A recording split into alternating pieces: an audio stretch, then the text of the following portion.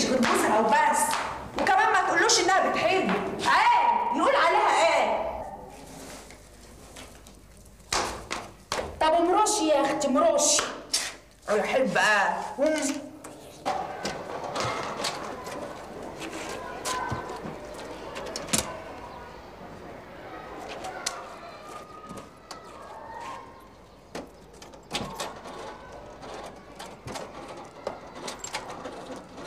متهيألي هتدور.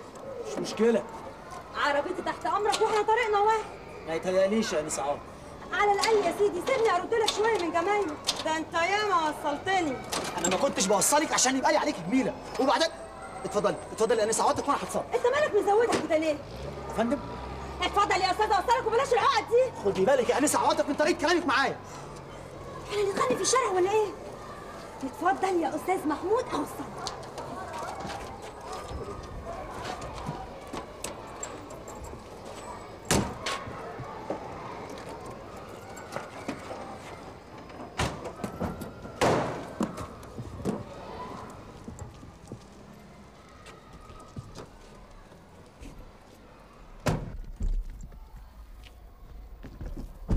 اطلع يا اسطبليت.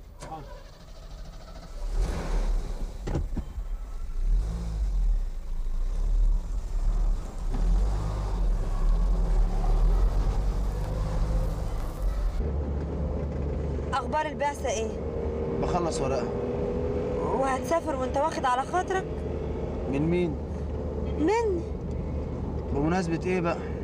يعني عشان اللي حصل.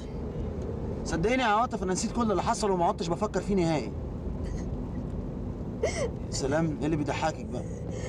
ابدا، اصل حاسه ان انا كنت فاهماك غلط. فهماني غلط، فهماني صح، اللي حصل حصل.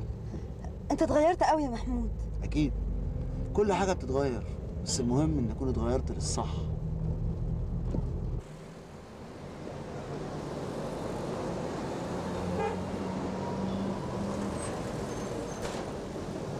ايوه حاج اهدي خال الحاج سليم. اهلا يا خال. الحمد لله سلمت ركبي منك لله يا ظريف.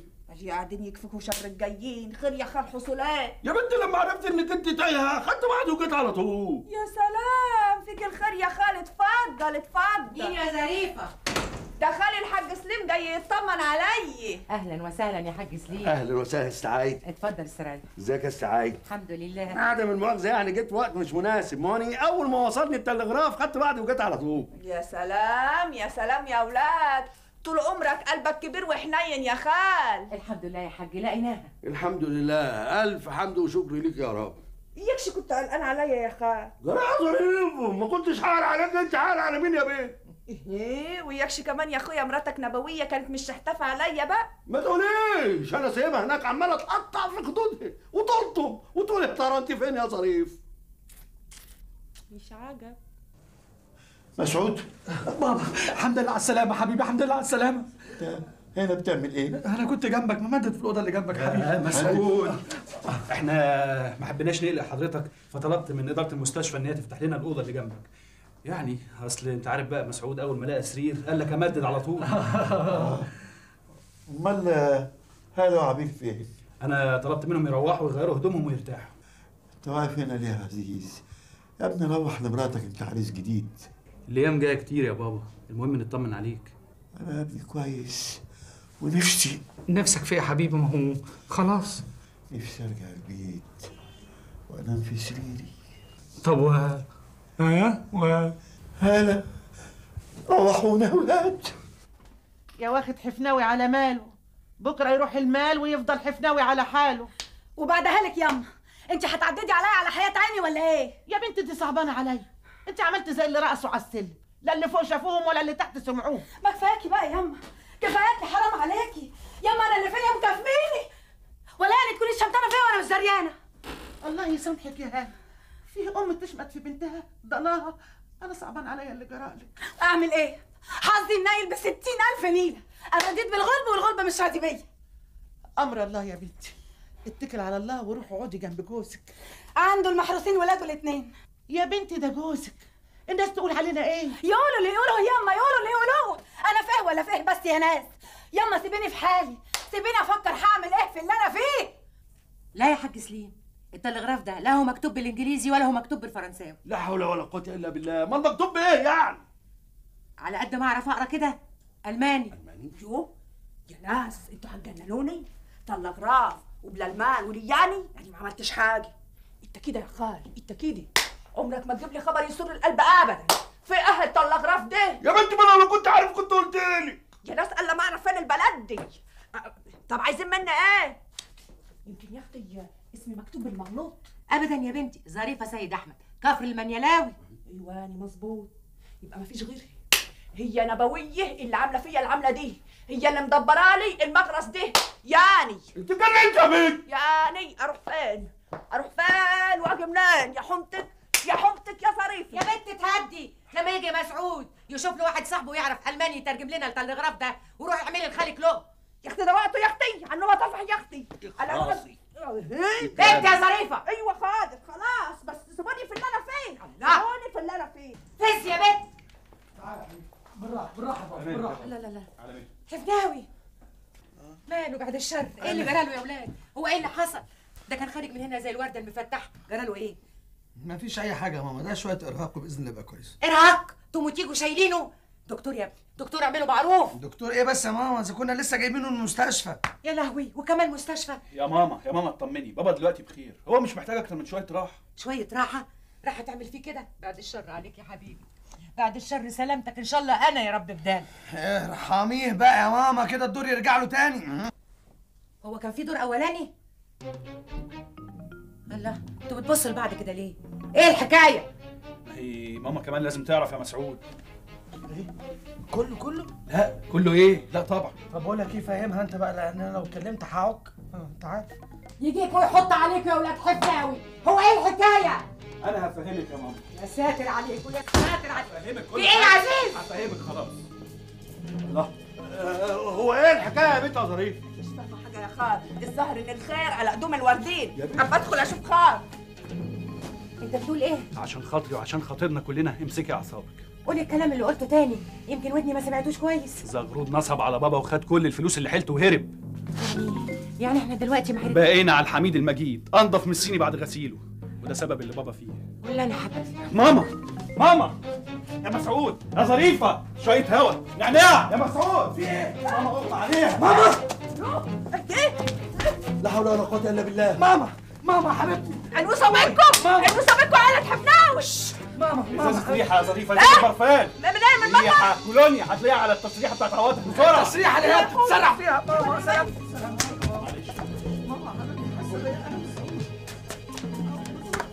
في ايه يا بنت يا ظريف؟ اسكت يا خال، اسكت يا خال. بقالك نص ساعه في البيت واثنين فطار وبركاتك يا خال. لا حول ولا قوه الا بالله. العرفات انت جايبه شامبوه. هات بسرعه. سموها اهو. ايوه ماما. فايد. الحمد لله. على مهلك يا اخي، على مهلك يا اخي، على مهلك. كوبايه ميه كوبايه ميه. روحوا لابوك يا ولاد، روحوا لابوك. ابوك ده قاعد لوحده، انا ما كانش قصدي اللي يحصل لي ده. معلش يا ماما، الفلوس بتروح وتيجي، المهم صحتك. هكتب لك على دواء يخليكي زي البوم. هكتب لك على دواء. اديها الميه. اتفضلي يا ماما، اتفضلي. بالراحه. الله يخليك. ايه؟ في ايه؟ انت قلت لها ايه؟ قلت لها على اللي حصل، اكون قلت لها على ايه يعني؟ كله يعني. لا يا جدع انت كله ايه؟ قلت لها حكايه الفلوس بس. امال لو عرفت اللي كان بقى هنعمل ايه؟ ظريفه. ايوه انا امان، ايوه انا امان. عارفه الاجزخانه اللي على الناصيه؟ ايوه انا عارفه. عارفاها اللي على الناصيه دي؟ ايوه انا هاتي عارفه. منها الدواء ده وبسرعه. ايوه انا عمان. يا استني هنا، تجيب الدواء وتيجي بسرعه. اوعي تقولي احنا مش ناقصين مصايب. ايوه انا عمان. ماما سلامتك يا حبيبتي. اوعي.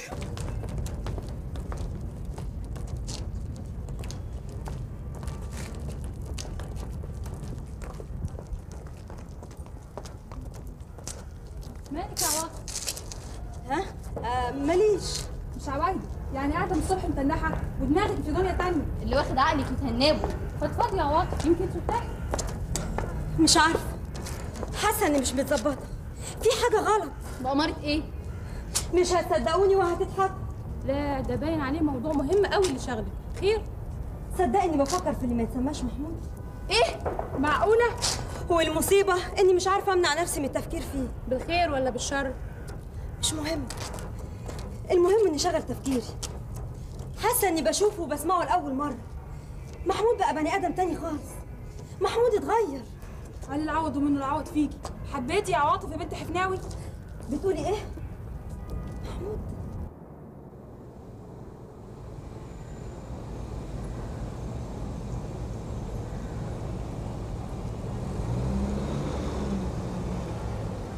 محمود. اوه خير يا فندم.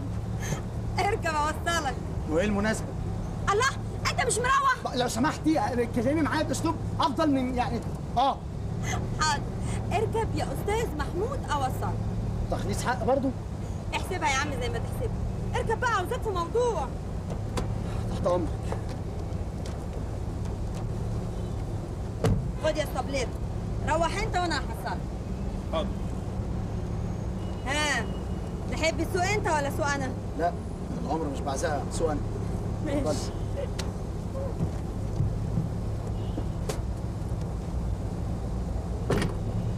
قول لي يا اسطبليت. نعم. المرشدير ازاي؟ على طول وقدام على طول. انا ما اعتقدش اني احتاج مشاركه.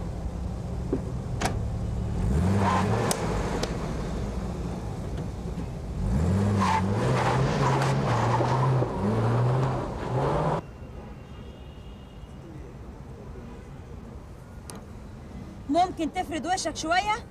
ولا انت زعلان يعني عشان طلبت منك تعزمني على ايس كريم؟ عموما يا سيدي لو مدام ضايقك انا هدفع حسابه انا. خير يا انسه عواطف، انت عاوزه تتكلمي معايا في ايه؟ محمود، انا عارفه ان انا غلطت في حقك يوم ما رفضت. تشغليش بالك، كل واحد بينام على الجنب اللي يريحه.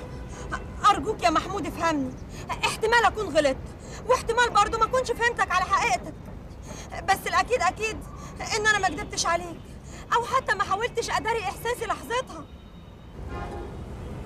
تصدقيني لو قلت لك ان انا مش فاهم اي حاجه؟ ولو انها صعبه على ان اي واحده تقولها، انما انا مش هخجل ان انا اقولها لك. محمود، انا غلطت ان انا رفضت. افهم من كده يعني؟ افهم زي ما تفهم، وعشان تبقى عارف بقى، محمود اللي قاعد قدامي دلوقتي مش هو محمود اللي اتقدم لي قبل كده. ها، فهمت؟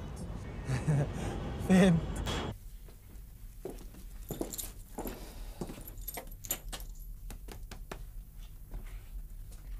ما تتأخرش. هتعملي القهوه بايدك المره دي يا عاطف؟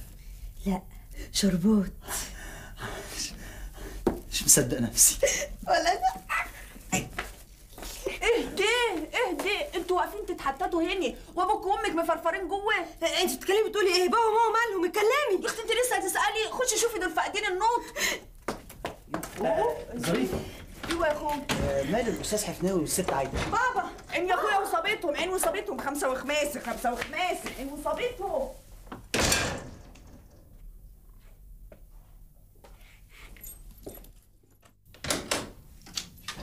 ماما، يا بابا، ماما، بابا. ايه؟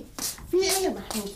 مالهم الست عايده والاستاذ حفناوي؟ مالهم يا محمود؟ انت بتسالني انا يا بابا؟ انا فاكركم عارفين. عارفين ايه يا ابني؟ طمني. انا قابلت البنت ظريفه على السلم بتقول لي انهم نايمين فاقدين النطق. احنا ما نعرفش حاجه، ما حدش قال لنا حاجه ابدا. همي يا تهفيده نروح نطمن عليهم. ايه ده بعد اللي عملوه فيا؟ ابدا يا تهفيده عقلي بقى، اكباري دي عشره انا هاجي معاك يا بابا بس دخل الشنطه. خلاص، وانا ثانيه واحده اغير هدومي. ايه ده؟ وانا يعني اللي كوخه؟ خلاص اخد طرحه على دماغي واجي معاكم. بس يا حبيبتي ليه عواطف كده؟ ما تعيطيش يا حبيبتي. انا بخير يا ماما، انا بخير يا حبيبتي. سلامتك يا ماما، الف سلامه. الله يسلمك يا حبيبتي. الله يا اختي رايحه فين؟ هتفتري على نفسك ولا ايه؟ ريحي. ايه يا ماما يا حبيبتي، عايزه تروحي فين؟ قولي لي. عايزه اروح لابوكا. ما تخافيش عليه يا ماما، هو مع مسعود وعزيز، ما تخافيش عليه. لو تقولي لي بس ايه اللي بيحصل. يا اختي لا هي عايزه تنطق ولا ابوك عايز يتكلم. ايه اللي جرى؟ علمه عند الله. فضفضي ما تصريش في قلبك كده، ريحينا وريحي نفسك. البنت دي تخور من وشي، ما بطيقهاش، بتجيب لي العصبي. حاضر يا ماما، يلا روحي اعملي لها ليمون بسرعه. يلا. مش عايزه من وشها حاجه. يوم بلاش احسن يا اختي. طب يا ماما هروح اشوف بابا واجيلك بسرعه. ها؟ البوليس، هاتوا بوليس يلحق زغلوط ارغبيه بالفلوس. اهدى يا بابا، اهدى، هنبلغ البوليس. ما تعملش في نفسك كده، انت مش حمل اي انفعال. بلاهم بوليس، اتحركوا انتوا واقفين ليه؟ يا بابا زغلوط سافر، طفش بالفلوس بره البلد. الطابون يجيبوا فلوسي، سرقني نصر. هنبلغ البوليس يا بابا، خلاص هدي اعصابك. البوليس؟ هتبلغوا البوليس على مين؟ ايه ده؟ انت لسه ما عرفتيش؟ ما عرفتش ايه؟ الحق عزيز، اختك عاوزه تعرف. هتمسكي اعصابك لما اقول لك ولا هتعملي زيهم انت كمان؟ همسكها يا سيدي بس قول وخلصني. طب احلفي. يا اخي قول وخلصني بقى، بوظت اعصابي. من الاخر كده بقى، زغرود نصب على بابا وخد كل الفلوس اللي حيلته وسافر. طب قول كده واحده واحده. ما عادش حيلتنا ولا مليم، زغرود نصب على بابا وخد كل الفلوس اللي حيلته وسافر على بره، وده سبب الازمه اللي ماما وبابا فيها. ايه؟ عواطف عواطف مسعود يا مسعود يا ظريفه، عواطف اغمى عليها. لا حول ولا قوه يا الا ساتر بالله. يا رب، اختك اغمى عليها يا مسعود. ايه فري وطايحه في البيت يا خال. ثلاثه في ساعه واحده، يا ساتر. استرها يا رب استرها. يا اخويا كده في ايه؟ اوعى. هو ايه الحكايه يا بنت يا ظريف؟ سي حفناوي مفرفر هني، والست عايده مفرفره هني، وعواطف مفرفره هني، يا ساتر.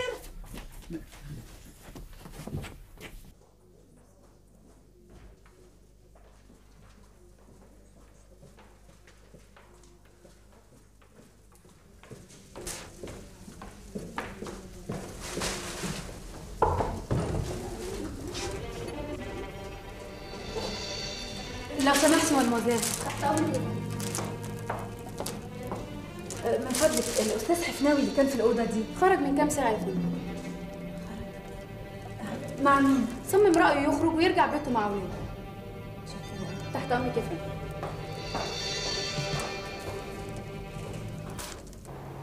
يعني ايه خلاص الارض دي مش ملك زغرود؟ زغرود مين يا استاذ؟ حضرتك ما بتعرفش تقرا، الارض دي ملك الشركه المصريه للانشاء والتعمير. تعمير ايه؟ يا نهار اسود، من امتى؟ من زمان، اشتريتها من 5 سنين. ازاي الكلام ده؟ ده انا بعناية دي شفت يافطه تانية باسم زغرود محطوطه على الارض دي هنا. حضرتك رابع او خامس واحد يجي يقول الحكايه دي، ربنا يعوض عليك يا بيه. اسم الشرطه في نهايه الشارع اللي بعدينا، روح لهم يمكن يساعدوك. لا حول ولا قوه الا بالله العظيم، مستحيل الكلام ده نسمعه. يلا بينا يا بابا، عليه العوض ومنه العوض. عليه العوض ومنه العوض ده ايه؟ يعني خلاص دي عامله تعملها فينا يا زغرود؟ منك لله، ده كان فاضل شويه ونقب على وش الدنيا. الله يخرب بيتك يا زغرود، الله يخرب بيتك يا زغرود. اتفضل اتفضل يا بابا.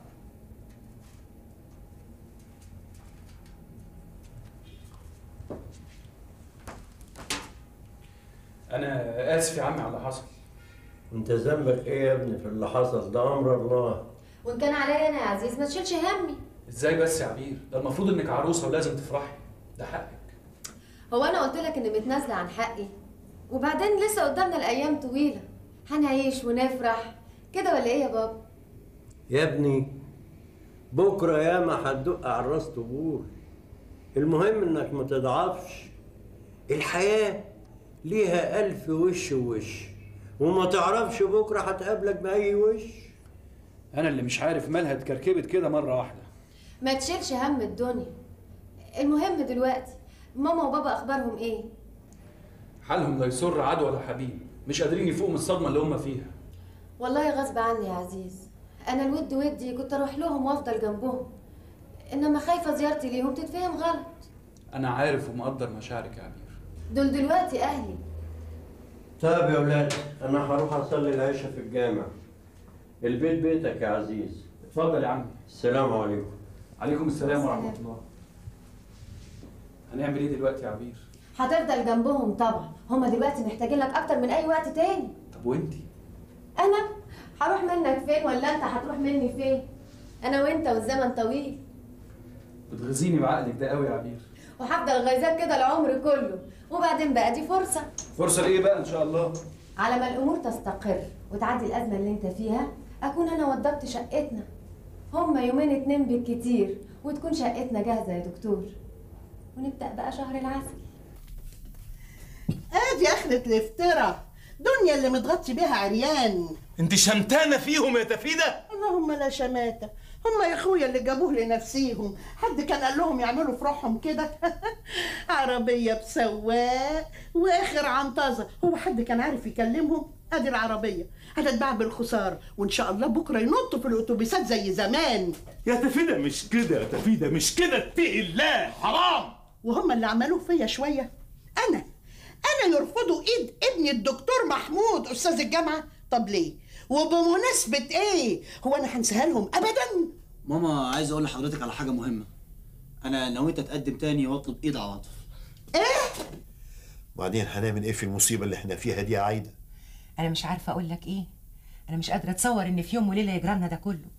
انا بقى اللي كنت بحلم ان انا ابيع الارض واخد فلوسها، دلوقتي لما بعنا الارض واخدنا فلوسها بدات انت اللي تحلم. ايوه انا كان نفسي اخلي المليون 10 وال10 20. ما يجراش حاجه، من حقنا اننا نحلم، من حق كل انسان انه يحلم. ايوه يحلم، حتى الدنيا حرمانا ان احنا نحلم كمان. حتى الشغل اللي كنت شغال فيه والقرشين اللي كانوا بيطلعوا منه كانوا بيسندونا، كل ده راح ومش عارف اعمل ايه. انا خلاص دماغي هتشت مني عايده. معلش، هتتدبر يا حفناوي، هتتدبر.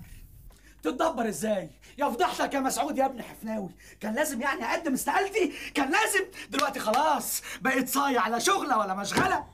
حتى الواد عزيز اخويا اللي كان بيساعدني وقت ما السلك يكون ضارب دلوقتي خلاص مشي وسابنا وعايش حياته.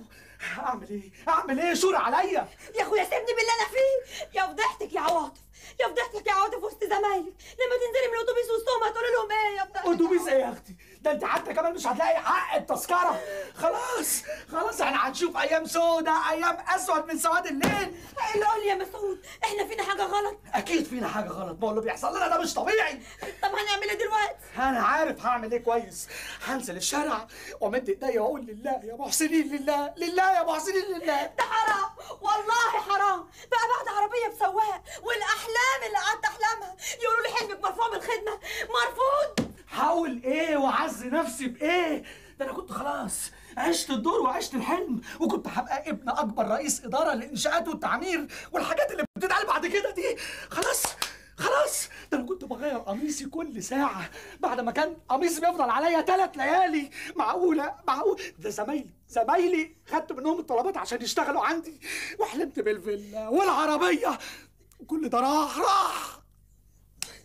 يا مصبتك يا مسعود يا ابن حفناوي.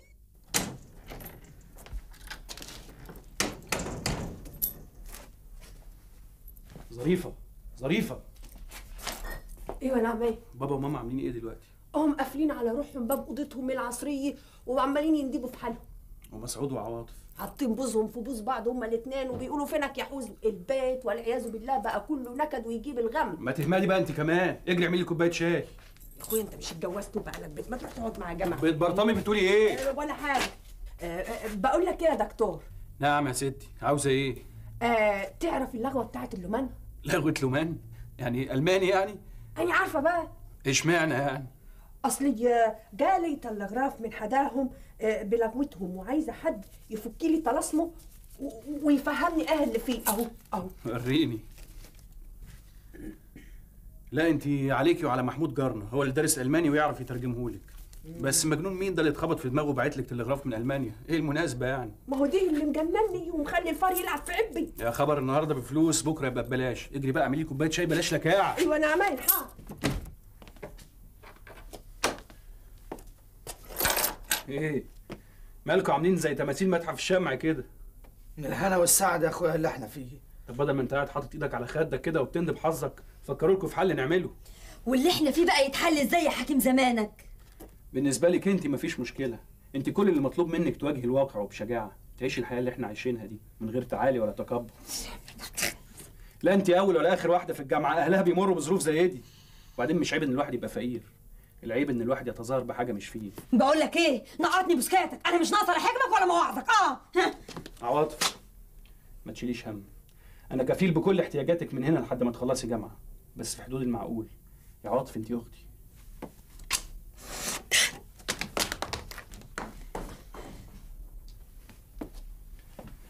اما انت بقى بقول لك ايه، اوعى تقول لي بقى حكمك ومواعظك، انا مش طايق نفسي وزهقت من الكلام، انا عايز حل اللي انا فيه ده.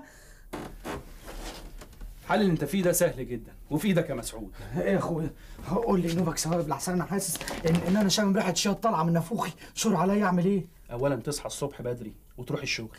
اول حاجه تعملها انك تحاول تسحب الاستقاله بتاعتك دي. مش ممكن، مستحيل. وابص في عيون زمايلي ازاي؟ دول ما بيصدقوا يخلصوا من اي حد. انا ما اقدرش ارجع الشغل تاني. يبقى الحل سهل وفي ايدك برضه يا مسعود. ايه هو يا اخويا؟ تيجي تشتغل معايا على الميكروباص، انا ورديه وانت ورديه. ايه ده؟ انت اتجننت؟ انا مسعود حفناوي اركب عربيه ميكروباص وامشي اقول عتبه عتبه عتبه؟ وانت احسن مني في ايه يا مسعود؟ انت دكتور، لكن انا ولا حاجه ولا حاجه. لا يا عزيز لا، انا عايز اعيش. ايوه عايز اعيش، انا ما اتخلقتش عشان كده، انا عايز اعيش زي بقيه الخلق ما عايشه. وعملت ايه عشان تعيش يا مسعود؟ وغيري عمل ايه؟ ومع ذلك الحظ بيخبط على بابهم وبيديهم. يبقى افضل بقى كده حاطط ايدك على خدك واستنى ضربة حظ. يا مسعود انت لازم تشتغل، اسمع كلامي بقى. بقول لك ايه، وفر كل المواعظ بتاعت نفسك. هكرهك وحياة امي اللي هي امك هكرهك. اتفلق. اوه مش تفتحي انت كمان؟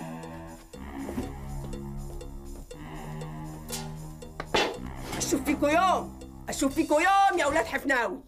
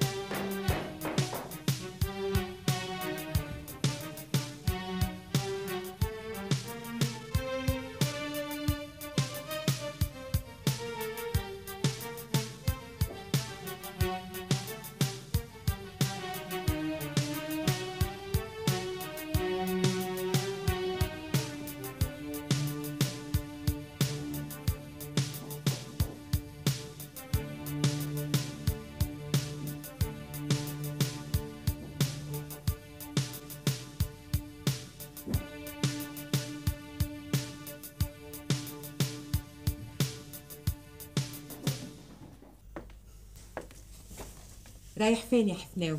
نازل يا عايده، مش هفضل محبوس بين 4 جدران، نازل اشوف حالي. ما تشغلش بالك يا اخويا، بكره ربنا هيفرجها. ازاي بس يا عايده؟ ربنا كبير يا حبيبي. حفناوي خد يا اخويا دول، فك بيهم زنقتك لحد ربنا ما يفرجها. والله اصيله يا عايده. بقى بعد العمر ده كله والعشره دي كلها مش عارف اذا كنت اصيله ولا لا. ربنا ما يحرمنيش منك، خليهم يا عايده الوقت عوزه والعوزه جايه. عن اذنك.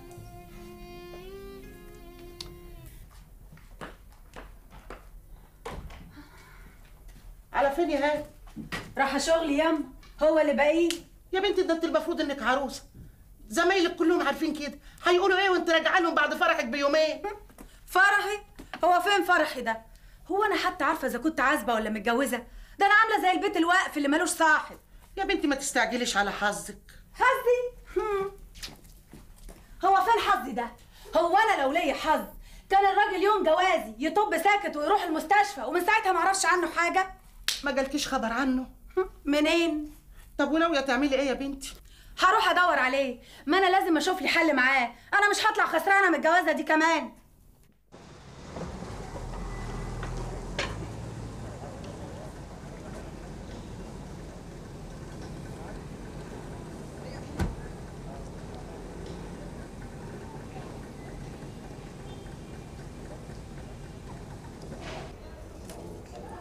السلام عليكم. والله انا كنت جاي لك كده في طلب غريب شويه. خير، انا تحت امرك. امر الله، انا كنت عايز بس ارجع العربيه. العربيه فيها عيب؟ لا ما اقصدش. احنا بنبيع ما بنشتريش. ايوه، ما انا لسه واخدها بقالهاش اسبوع. سجلت باسمك وخدت رقم وعجلها نزل الارض. يا سيدي ما انا هسيب لك فيها المبلغ اللي يريحك. انا فاكر كويس بتحب تشربها مظبوط. ساده افضل.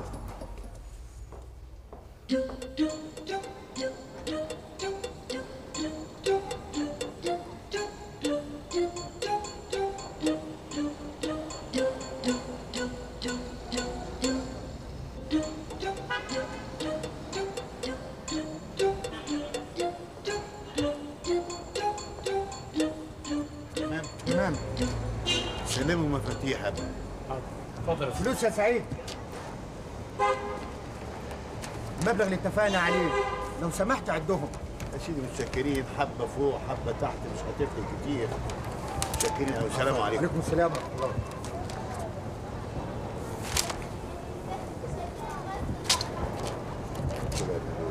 متشكر قوي. انا مش عارف اقول لك ايه، ان شاء الله مسير الحي تلاقي. متشكرين يا استاذ، واي خدمه تحت امرك. ربنا يبارك فيك. بس يا ايمن معروف اذا اتكرمت وقفت تاكس. حاضر يا استاذ. تاكس.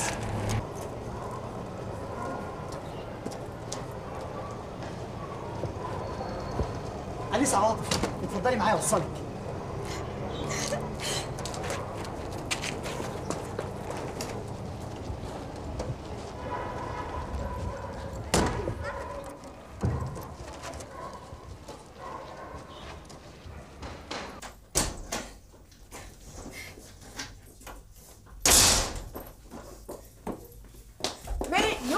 خير اللهم اجعله خير. نقطينا بس اكل. ابعدي انت.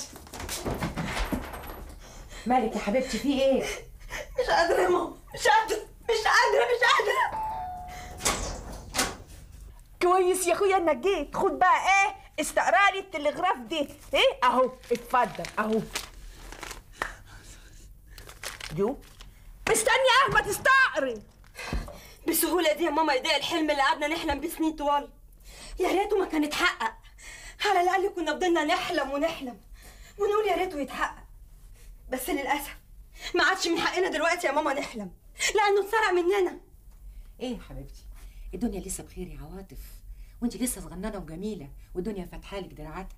احلامي يا حبيبتي، احلامي وربنا هيحقق لك كل احلامك.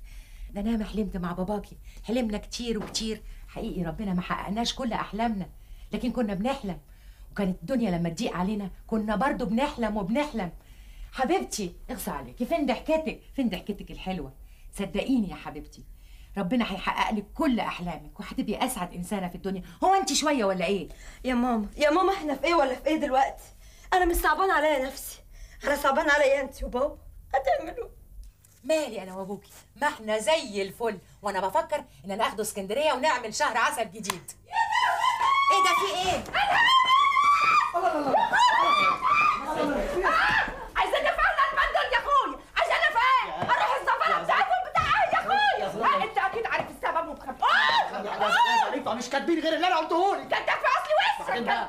انت عارف السبب ومخبي عليا. يا ستي بعدين فنجانك الرسمي ده. غتوني يا ده. في ايه يا محمود؟ ما تفهمني. انا مش فاهم اي حاجه يا مسعوده. انا حاجه يا اخوانا حد يشوف يقول اي حاجه دي. بيقول لي يا اختي للمان عايزيني في الزفره بتاعتهم. الله دي بتقول ايه يا محمود؟ انت بتسالني انا يا مسعود. هتقول لهم يا اخويا، قول لهم مش دي اللي استعرضوا لي في التلغراف. قول لهم يا اخويا. انت يا ظريفه انت جننتي نزلي ايديكي. ايه بقول لك ايه؟ انا مش ناقصه ناجي. ابعد عني انت يا صاحبي. ايه يا عواطف؟ اعملي معروف، لمي لها هدومها دي اتجننت رسمي. ارحموا يا مؤمنين ارحموا.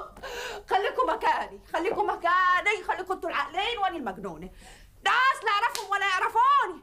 عايزيني بتاع ايه؟ قول يعرفوا ولا عايزين يعرفوني. هي البنت دي اتجننت ولا ايه؟ ايه اللي مكتوب في التلغراف يا محمود؟ فراو ظريفه. يا لهوي على فروه. يا لهوي فراو دي يعني ظريفه هانم. يخربي. شفتي يا اختي لما بيتمالتوا عليا، لما لقوا نفسهم فاضيين قالوا انت ظريفه انا اتمالت عليها. ما تهدي بقى، خلينا نعرف ايه الحكايه. يا خرابي اسكت يا اختي اسكت خالص. بس اعملوا معروف ما تسيبونيش لوحدي. انا واحده اللي وغلباني. اتكتني بقى، خلينا نشوف المصيبه اللي انت فيها. كمل يا محمود. فراو ظريفه، الرجاء الحضور الى مقر السفاره الالمانيه لامر هام. التوقيع القنصل الالماني.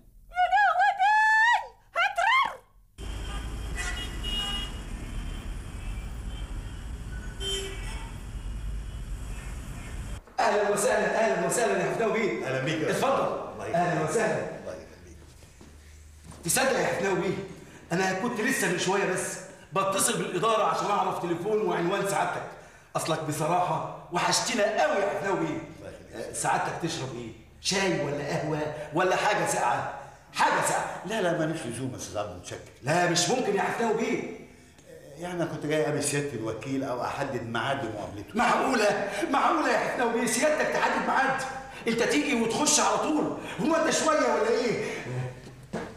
الحاجه ساعه فوق يا حفناوي بيه.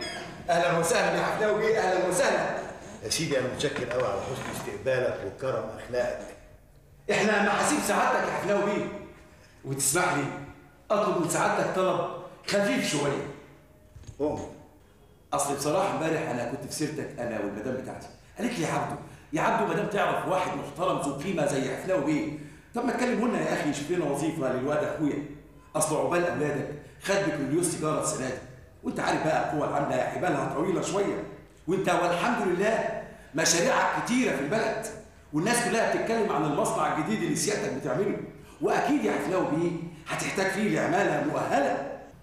الحقيقه انا لا يا حفلاوي بيه لا، ارجوك، انا ما بحبش اي احراج، اذا كان فيها اي احراج بلاش، انت عارفني كويس، سلمي وموتي اتقل على اي حد، خصوصا اذا كان الحد ده يعني حفلاوي بيه. اتفضل سعادتك، اوراقه اهي كامله من مجاميعه، تحب سعادتك ابعتها لك امتى وفين؟ ساعة يا حفناوي بيه، سوالي واكون بليت الشربات. يا ملك بختك يا ظريفه يا اختي، يا ملك بختك، منك لله يا نبويه، منك لله، انت السبب في كل اللي بيجرالي دي. بطلي تقويه بقى، مش معقول كده، انا حسيتينا يا الاستاذ محمود مش قالك انه هروح بكره معاكي السفاره، عايزه ايه تاني؟ يا اختي لا رايحه ولا جايه. خلي بقى بتوع السفاره دول يعملوا اللي يعملوها، لا رايحه ولا جايه. خلاص يا ظريفه خلاص، انا بكره ان شاء الله رايح السفاره الالمانيه عشان اخلص ورق البعثه بتاعتي، وهعرف الجماعه الالمان دول عايزين منك ايه. خلاص بقى بطلي دوشه بقى، قومي اعمل لنا قهوه. اهو ده يا اخويا وبتاع ايه؟ انا في ايه ولا في ايه؟ اللي عايز حاجه يروح يعملها. وبعدين بقى يا ماما اعمل ايه للبني ادمه دي؟ يعني احط صابع في عينيها؟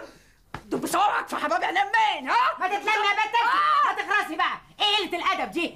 يلا من بكره الصبح تروحي البلد تعيشي مع البهايم اللي كنت عايشه معاهم، غوري. تعالوا على دي، تعالي تعالي انت بس يا ماما، اوعي يا مسعود، تعالي تعالي يا مسالك بتبري منك، تعالي نعمل القهوه. احنا اسفين قوي يا محمود، وانت عارف البت دي مخها طاقه حبتين. هو حبتين بس يا اخي مسعود، دي حبات متعدده.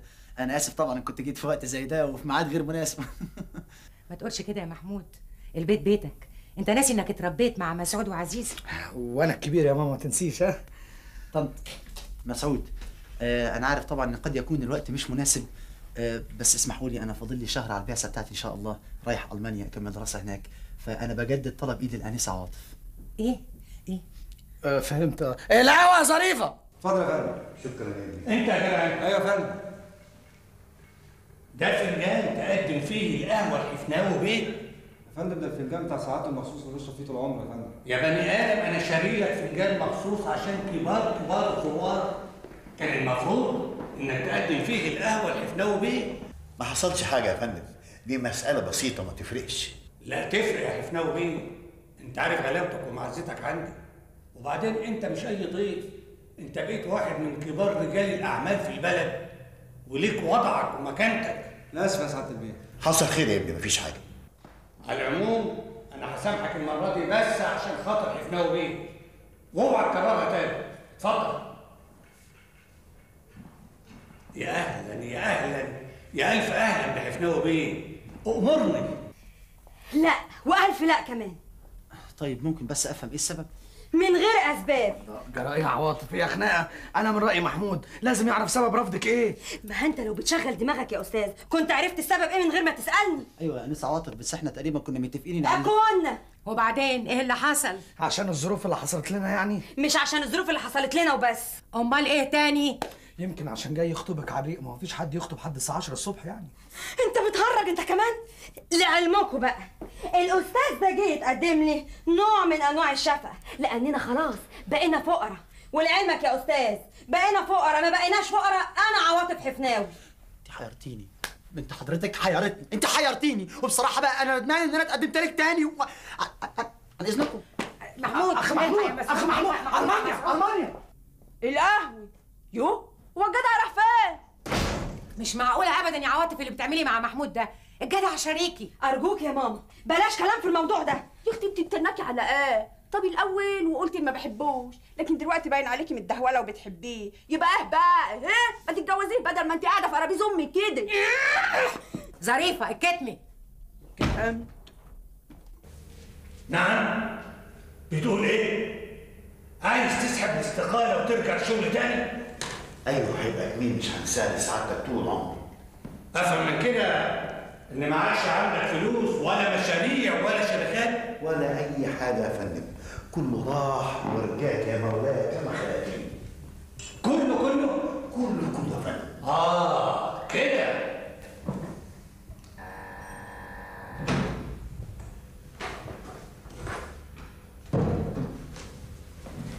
ايوه يا فندم.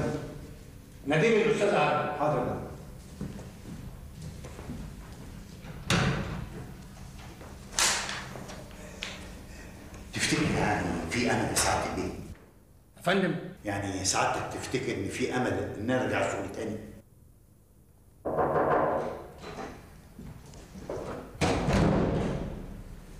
اهلا وسهلا يا حفلاوي بيه، اهلا وسهلا. سيادتك منور. استاذ عبد، اؤمر سعادتك. خد الاستاذ وكتبوا طلب سحب الاستقاله وارجعوا للشغل تاني، وابقى اعرضوا على الشؤون القانونيه ولجنه شؤون العاملين قبل ما يجيلي. طلب سحب استقاله ورجوع سيادتك للشغل؟ هي ايه الحكايه بالظبط يا فندم؟ يبقى احكي لك عليها بره على مهله. اتفضلوا، انا مش فاضي، انا عندي شغل.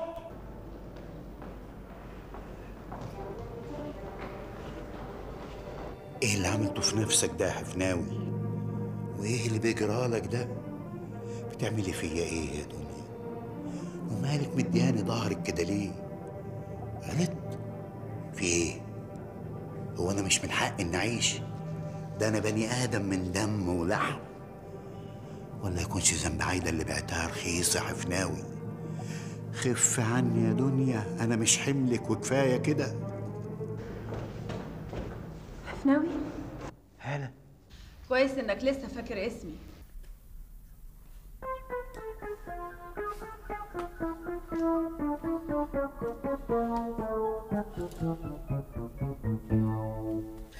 يا تفيدة عيب، بتتصنطي على ابنك في شرع مين ده؟ اسكت يا صابر، ما هو انا لازم اعرف اصل الحكايه ايه. وانت لو سالتي محمود مش هيقول لك؟ لا مش هيقول لي، ابنك اتغير خلاص، محمود ما بقاش هو. بنت عايده كانت نافوخ وكانت عقله، وده اخوها جاي يجري وراه من شقتهم. طب ليه؟ ما هو انا لازم اعرف. اوعي. لا حول ولا قوه الا بالله العلي العظيم. يا مسعود افهمني، انا مش زعلان من عواطف، بالعكس انا زعلان عليها. انا عملت كل حاجه عشان ارضيها، غيرت من طبعي، غيرت من شكلي، غيرت حتى من سلوكي، وما صدقت قطعت معاها مرحله كويسه جدا، وما تتخيلش انا كنت سعيد بيها قد ايه. انما تيجي هي بقى وتتخيل ان انا بتقدم لها تاني كنوع من الشفقه، تبقى غلطانه، تبقى لسه ما عرفتنيش ولا حتى انا عرفتها، وده اللي هيجنني. يا محمود يا اخويا، انت اخ ومش غريب، وبعدين اللي حصل لنا ده يقلب اجدعها دماغ موجوده في الدنيا. فجاه من الصفر نلاقي نفسنا فوق فوق فوق، وفي لحظه واحده نلاقي نفسنا تحت الصفر. ما هو مش طبيعي اللي يحصل لنا ده. وبعدين اكيد البنت عاطف معذوره. يا مسعود يا اخويا، العقل بيقول عقل ايه ونيله ايه؟ ما تكلمنيش في العقل، انا مجنون بالعقل ده. ما تبقاش غدت زي الواد عزيز اخويا. عقل ايه؟ روق روق اخويا، وربنا يهدي النفوس. ولو انت باقي على البيت يا اختي، اصبر عليها شويه. مع السلامه.